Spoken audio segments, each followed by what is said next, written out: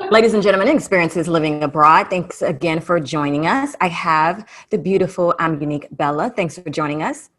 Definitely. Thank you for having me. Absolutely. So tell us, where are you from? Originally, I was born in Missouri, and then I moved to Texas when I was 12, and I've lived in Texas just about my entire adult life. Okay. So, And where are you now? Deutschland. I'm in Germany now, but I just arrived here maybe 3 days ago, Okay. in Croatia before that for about a month. Okay. So was Croatia your first time moving abroad? No, my first time moving abroad was in 2018 when I moved to Bali, Indonesia, when I was living in San Francisco. So from SF to Bali on a whim. And I went there by myself, fell in love with the country, fell in love with the people, fell in love with the boys, and decided to stay longer. Originally, I had a two-way ticket or a round trip. And then I ended up canceling and extended for 2 more months, then extended for another month, and I ended up staying for 4 months, my first trip. Okay. And so when you said you went to Bali on a whim, talk to us about this whim. It's always guys, right? It always wraps back around to guys. So I broke up with this guy, and I told myself that if it didn't work with him, then I would just go try another country, live abroad, and really travel and uh, get the experience that I always wanted to have, but never had enough guts to do. Because I always wanted my friends to take off for 3 months. Hey guys, let's go over to Europe, let's go backpacking, but no one could ever do that. So I Mm-hmm. waited and I waited, and then when I hit 29 or 30, Mm-hmm. ended my relationship, and I was like, oh, perfect. Mm-hmm. So I bought my ticket, and I literally, I haven't looked back since. So So when you left for Bali, what were your intentions? Did you plan on staying there for a couple months and coming back to the States, or how'd that work? yeah, I just planned on going there for 1 month just to experience and learn about a new culture, Mm-hmm. to kind of broaden my horizons, right? I feel like everything at that point was American, American, American, and that's the only mindset that I had. America is the greatest, America is the best, and there was like an inkling that told me that that can't be true. Like there has to be something else out there. These other countries are working perfectly fine, so there has to be another concept. So I wanted to go and learn about spirituality, Mm-hmm. about valuing the land, about the practice of not working all the time and being in the rat race. Mm-hmm. So basically, that's what I went over there to do for 1 month. And Okay. then I just fell in love. Bali has healing powers. So when you go over there and you go over there with the intent to heal and to open yourself up to the country will heal you. That's like, Mm. And how did you choose Bali when you were considering moving abroad? I had a friend that was already there. I missed her by 4 days. So I think we saw each other for maybe, like, basically she was on the way to the airport is what it was. Like she was leaving right as I was coming in. She ended up having a really bad eye infection. So I was like, oh, well, I have one friend abroad. Well, Mm-hmm. that's it. That's where I'm going. there's, I didn't even know what a digital nomad community was at that time. I didn't understand the concept of solo traveling. It was all over my head, but I Mm-hmm. decided if, I have one person over there, I'll figure it out when I get there. She Mm-hmm. left, but it's still extremely easy to solo travel in a country like Bali or Thailand or, something with a good base for nomads. Mm-hmm. Mm-hmm. And so when you decided to go for a month, first of all, what is your profession? How were you able to leave for a month or 3 months at that? I do accounting work. So I've Okay. been accounting work since I was 22, 21, 22, and I only work 4 months a year. So Mm-hmm. the rest of the year I'm off. Okay. So there's not a lot of time. So I could have been traveling since I was 21. I was just too scared to go Wow. by myself. And not a lot of people have the options to do Mm-hmm. what I do or to have so much time off. So I was just scared. But now I'm a writer, so I can write from anywhere in the world. So I'm good to go. Right. So let's talk about those two careers, because when people talk about moving abroad, making money is the main thing that kind of stresses people out. So initially, your background was accounting, and obviously in the States, there's a heavy time for that. So how did you prepare? Did you just have a ton of clients to be able to take off for the other 4 months and choose a country that allowed the expenses to be low to be able to pull that off, or how did you do that?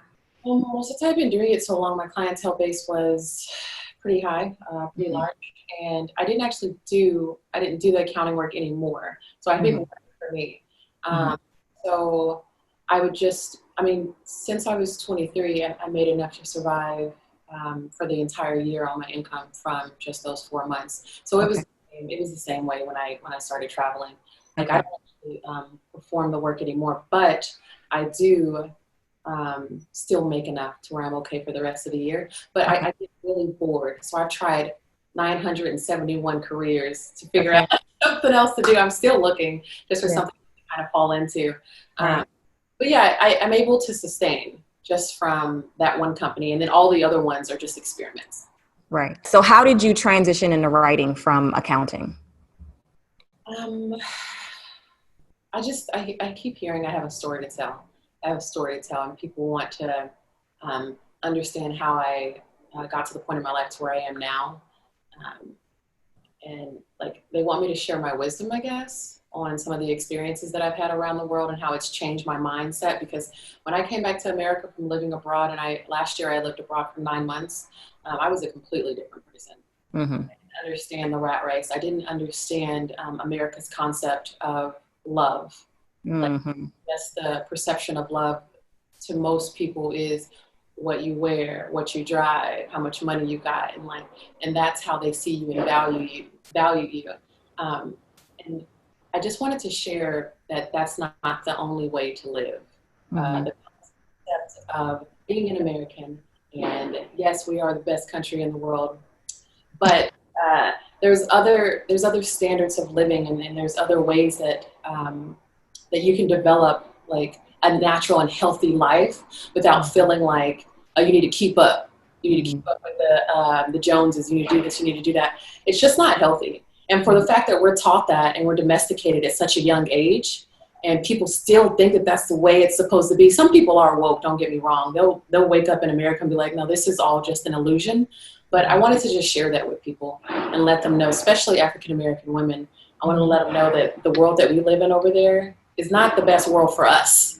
So you may want to go around and see if you can find any other options for you to where maybe you won't have to walk around with like sometimes when you're in America, you have to walk around and you have to kind of like keep very quiet, be very proper. You don't want anyone to think that you're going to bring them harm, or, you know how it is when you go in a store, you don't want to touch anything. You don't want the store owner looking at you just because of the perception of your skin.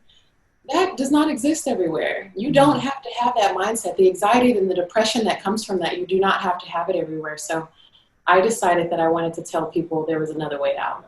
America's cool. Yeah. But there's a lot of beautiful places to live and a lot of places that you can really grow and develop your inner self. Absolutely. Like in America. Absolutely. So when you left for 9 months to live abroad, where did you go? So originally when I first left, I went to the Philippines for I think a few weeks. Then I went to Bali for a month or so. I went to Bali for 3 months. And then Italy, Spain, Deutschland. This is me just jumping around, basically. There's so many places. Thailand. A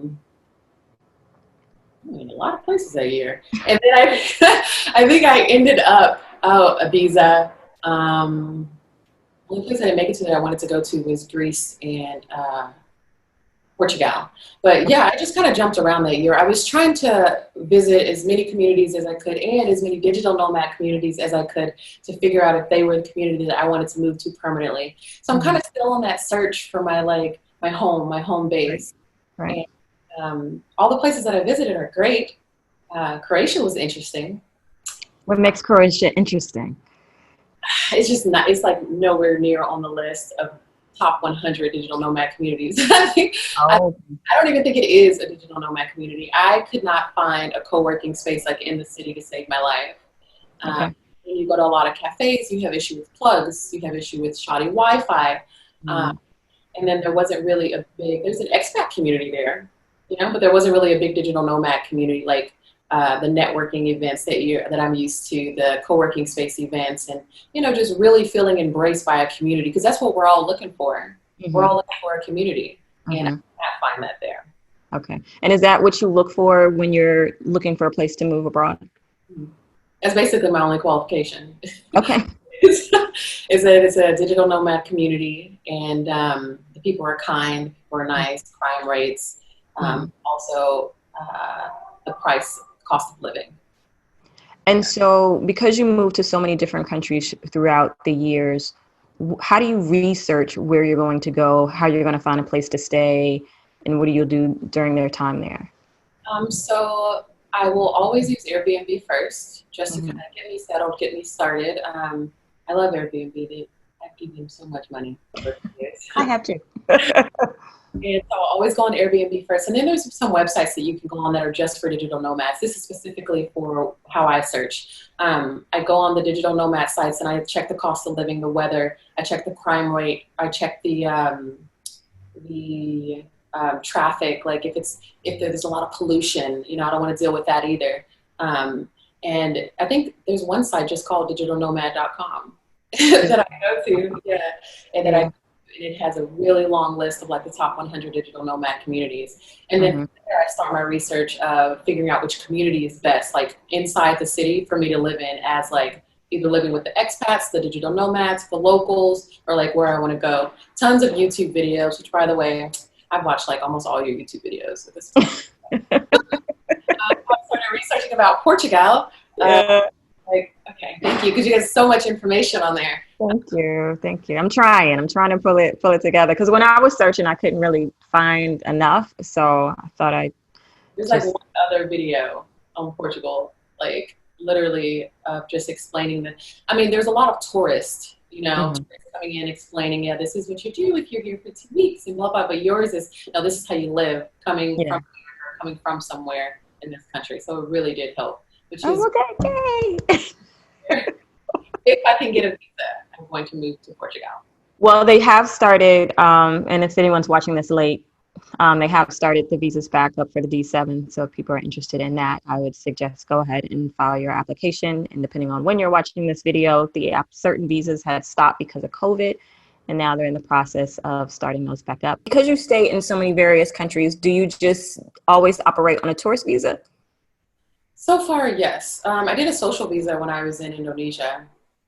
I did a social visa when I was there, but I was there for like 9 months. A social visa? I don't think I've ever heard of that type of visa. What does that entail? 6 months. You can stay there for 6 months, and you're not allowed to jump. So normally when you go to Bali, you have to jump every 2 months. You have to do a visa run to normally KL, Malaysia. And it's really annoying and it's really tiresome, and it's not. Let's quickly explain what a visa run is for those people who have never moved abroad. Explain what a visa run is. So before you go to any country, make sure that you find out how long your passport is allowed to stay in that particular country. So they have different regulations for every passport, literally. And with the American passport in certain countries, it's pretty decent. You can stay there for quite a while. So for instance, in Bali, Indonesia, you can stay there for 2 months on a regular tourist visa. And then you have to jump to another country. You don't have to stay there overnight or anything like that, but you do have to leave Indonesia and come back. That would be you leaving a country. So basically you renewing your visa. So you're doing a visa jump.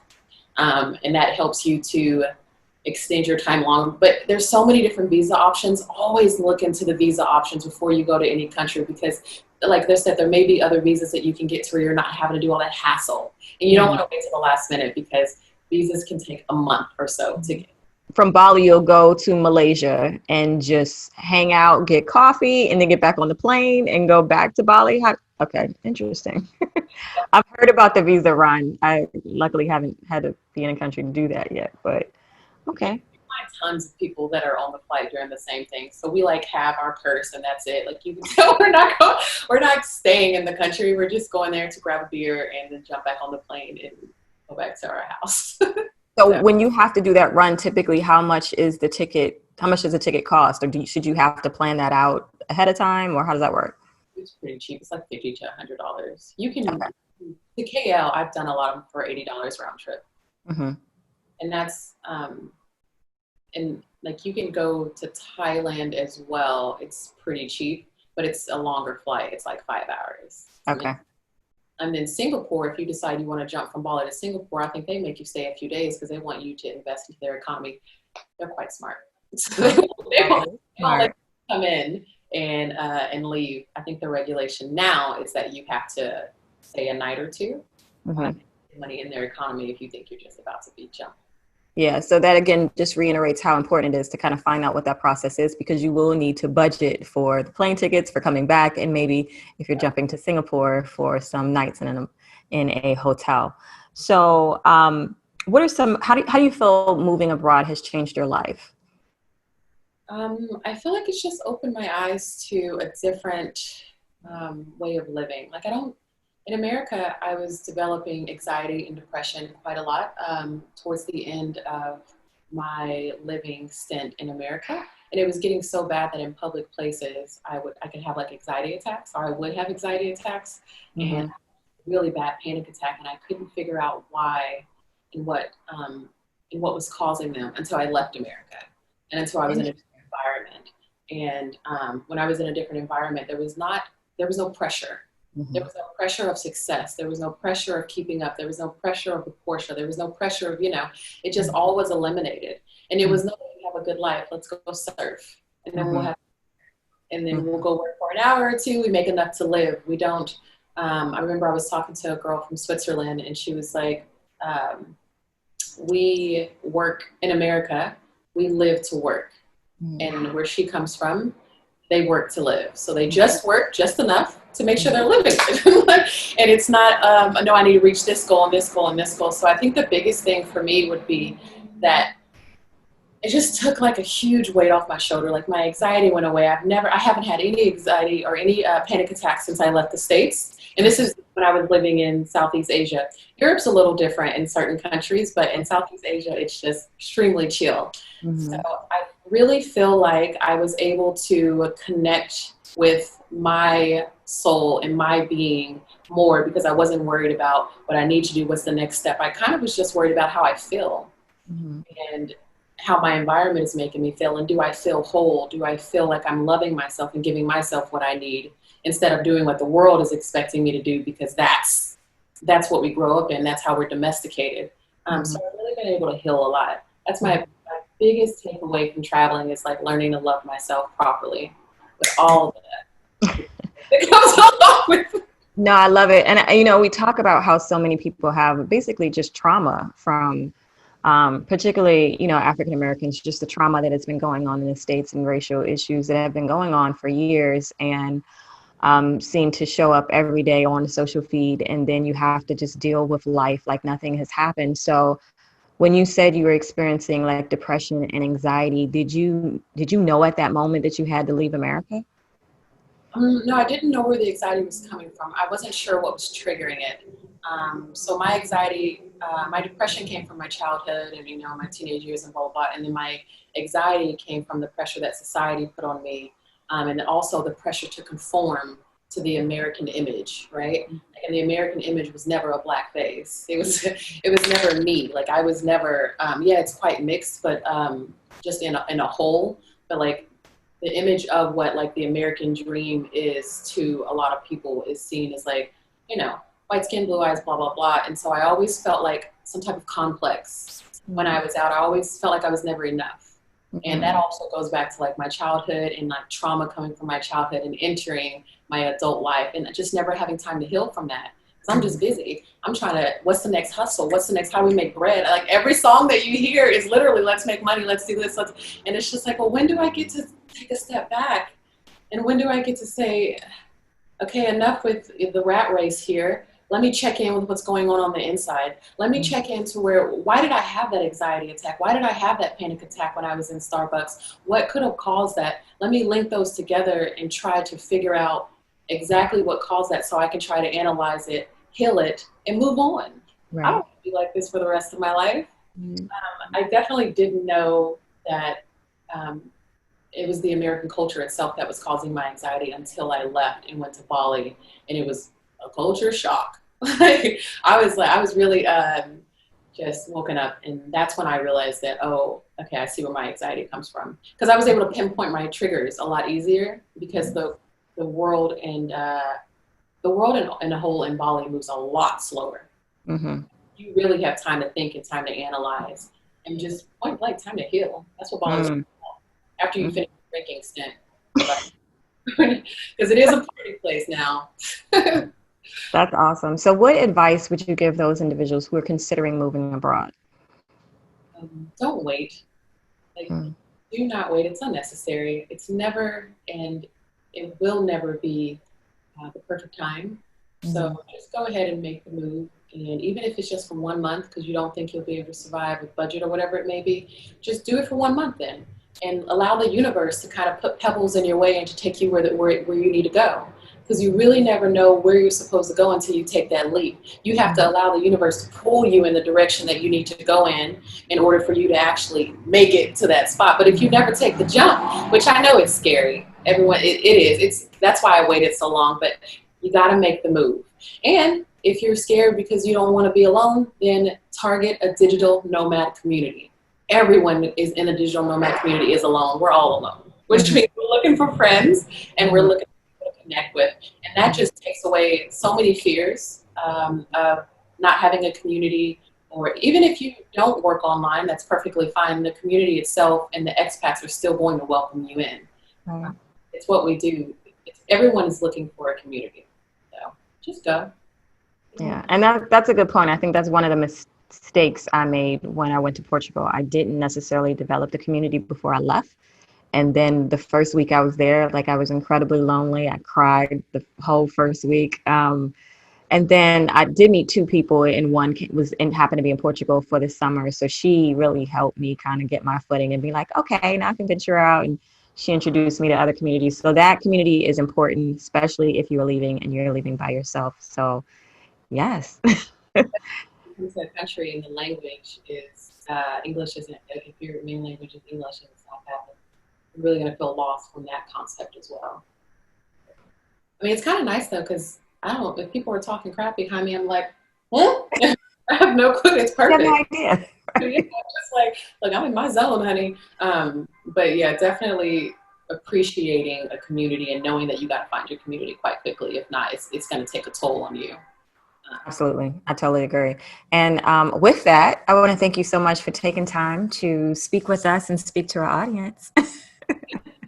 There's the windows are open and there's no air conditioning any places in Germany.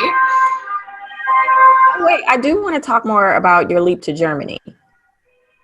So initially you were in Croatia. And what made you go to Germany? Oh, wait, you got a boyfriend and you found him. Wait, talk about that. Talk about the love life and the dating internationally. It's kind of confusing just a little bit because when we're in the same country, we're together. And then if we're not in the same country, we're not together. So when I originally met him, it was in Bali, Indonesia. And he said he would be able to travel with me. He would, we could go to all these countries and we could just, live the dream, right, of you traveling together for a year. And then he ended up having to go back to Bali, to Germany to work for a startup.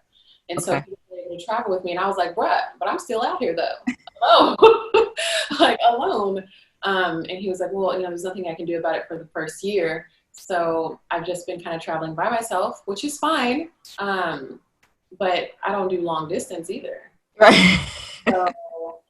So yeah, I'm here, and since I am back in Deutschland, I will try to make it work, and I will pick up where we left off. But when Colombia opens back up, I planned on jumping over to Colombia for 3 months, and then I'm going to Argentina. Like, it's really, really hard to date when you're doing the type of traveling that I'm doing. Plus, looking for a community. With me looking for a community, it's just like, I don't know where I'm going to end up. You know where you are, but I'm not sure where I'm going to end up. And if you can't move to me, I can't stop my dreams just because of love for you, because I got more love for myself, and my dreams have already been put on hold, and I'm not going to put them on hold again. So I think he understands, you know what I mean? Yeah. He's a really great guy. He is. But there's not much that I would have never gone to Korea. I would have never gone to Croatia if I didn't have to. It was the only country letting Americans in Europe. That's why now I'm here in Deutschland, and I don't think that Americans can get in still, but I was able to get in because love is essential is a law that they're passing to where if you have a loved one or family member, you're allowed to enter their country if you can show proof that they're your family, like passport stamps, letters, a recommendation, whatever. So that's how I was able to get into Germany. And I probably will remain here because no other country will let me in. And I also will not be going back to Croatia. So I love Germany anyway, and it's great that I get to be with him while I'm here. So I'm happy. So did he have to do the process of getting you to Germany? Yeah, so he had to write a letter of not recommendation, but just showing that we are in a relationship, that our relationship exists. And he had to write a letter showing how our relationship started. We both had to sign. We both had to sign the bottom of it. I actually have the list right here. And then we both had to sign the bottom of it, and then I had to show passport stamps. Okay. And then I had to show some records from flights. At one point, I thought I saw pictures, that they wanted me to show pictures, and I thought that was a little invasive, so I didn't print out any pictures or anything like that. But it's an invitation from the person residing in Germany, a jointly signed statement on the existence of the relationship, proof of previous meetings with passport stamps, travel documents, or plane tickets. And that's it. They didn't even look at it when I came to Germany. I didn't go through border control, but I also came from the EU, so I think it was. Right. So what I've been told, because I have some friends who are in Austria right now, and they said it's less about your passport and more about where you're coming from. So they were able to go from Austria to Budapest to Italy. They've been able to do Europe, but they stayed in Europe during COVID. So they never came back to the States. A different type of visa? Well, we only have the Schengen visa 90 days. Well, Austria, yeah. So I'm not sure. One was in Romania. So Romania, it's not part of the EU, I think. So that's where she started and did COVID there. I can't remember where the other young lady did COVID, but I came out the States during COVID, which is what messed me up. And then I had to get the residency visa just to make sure, I wanted to make sure that I'd be okay getting back in. So that's kind of how this. You'll learn a lot about visa runs and all that when you decide to move abroad. I'm sorry? How long have you lived this time abroad? Or it's been a year in Portugal, but when I first moved to Portugal, I still had business in the US, so I still had to kind of come back and forth. So I didn't want to get the residency visa at that time because from what I was told, I could only exit twice a year. And I couldn't really make that commitment at the time. Now I can. So I went ahead and put in my residency application. And so that process, initially when I put it in, they said they weren't doing those visas. And then I got an email, I think 2 days ago, where they said that my letter was confusing. And so I had to rewrite the letter and submit my cover letter as to why I was going to Portugal. It was confusing. It's probably confusing to me too, because I didn't really know what I was doing. So she was kind enough to tell me what aspects of it was confusing and emailed that, right back to her. So initially I go to the third party and then they send it to the embassy of Portugal. And then your communication is strictly with the embassy. Thank you so much for all of your information. We really appreciate it. And again, thank you. Thank you for having me. I so appreciate being here. Absolutely. And till next time, guys, another Experiences Living Abroad. Thanks.